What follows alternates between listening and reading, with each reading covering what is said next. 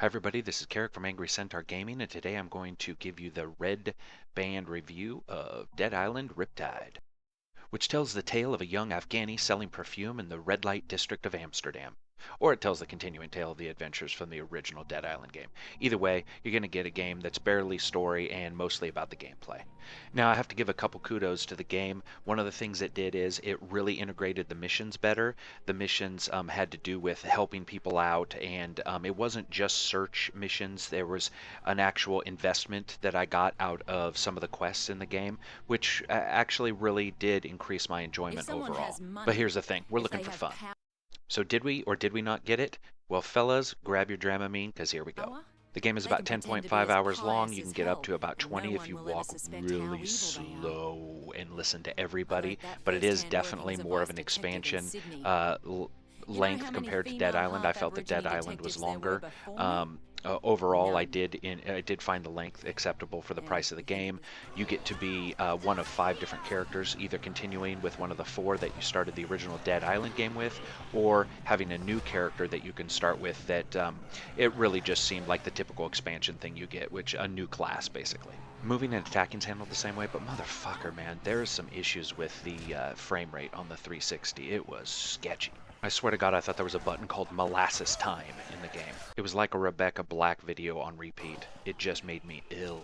And through this time, the game starts out on a ship, so the ship's tossing side to side, and the overall movement speed is slowed down because of some water that you're in, and then also the fact that there's a low frame rate. By the time I got to the island, I was feeling genuinely nauseous. It was like watching some kind of pregnancy video. By that point I was almost ready to put the game down. I continued on. I trooped on, but honestly, for those people who are frame rate susceptible or who have issues with frame rate, I would highly suggest a Steam purchase of this.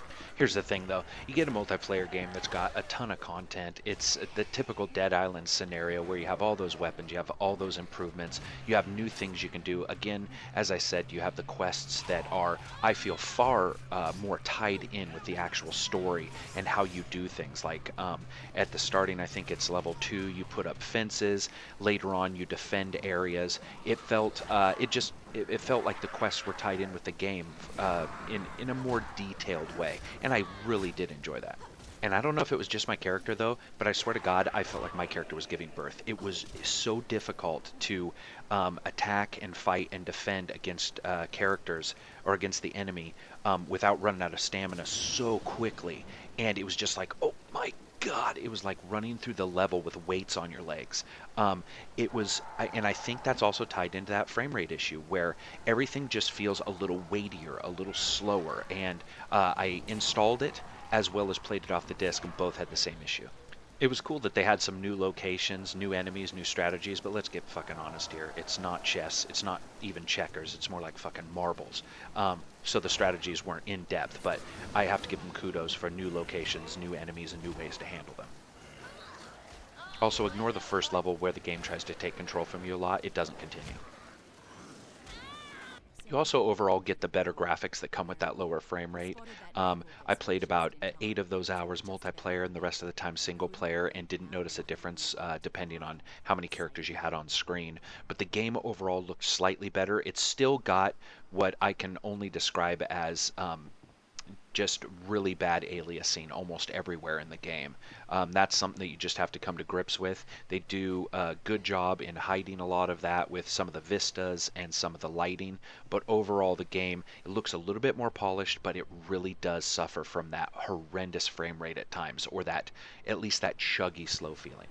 So graphics wise, I give it a 7. It's taken a step up when it comes to the overall lighting a little bit. It just seems a tiny bit more polished, but then it takes a pretty big step down, at least in FPS. I'm one of the people who has a 360 that seems to be able to handle most games, where sometimes you'll get people with different systems having different experiences. Mine is sort of known as the 360 that seems to have the highest frame rate in the group, and even mine, it was genuinely uncomfortable to play at times. But again, I would say a 7 for graphics.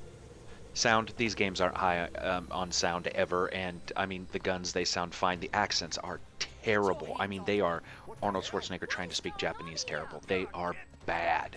Um, they sometimes the person loses the accent and then gains it back. It's like Keanu Reeves in The Devil's Advocate or something. So that's pretty crazy. But I would give it a 6 or a 7, probably a 6 for sound. Now, when it comes to overall playability, I mean, the fucking game's got a ton of content. It is Dead Island. It's the typical thing. If you can ignore the FPS issues, or if they release a patch, I don't think that's going to be an issue. The game has an incredible amount of content. It does tell a continuing story with an ending that, once again, I wasn't happy with. That doesn't matter. I just didn't like it. But all in all, I would say I would rate this probably a 7. It is definitely brought down by those technical issues on the 360 enough that it did actually cause some issues. Multiplayer and connecting wasn't a problem. Wasn't a problem with system link, and the questing I feel really brought that score up.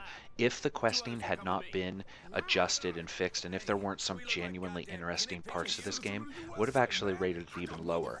I am a person who felt that Dead Island was a great game, and I feel that Dead Island Riptide is an okay game, unfortunately, mostly due to technical issues. As always, I rate games on a buy, rent, wait for sale, or coaster, never play this fucking thing again scale. I would say this is a rental, people. It's going to give you a lot of gameplay, but I think a rental is usually a better idea when it comes to a game like this. I would suggest wait for a sale if you hear that they've fixed the issue, but I really can't push a purchase on this with the technical issues on the 360.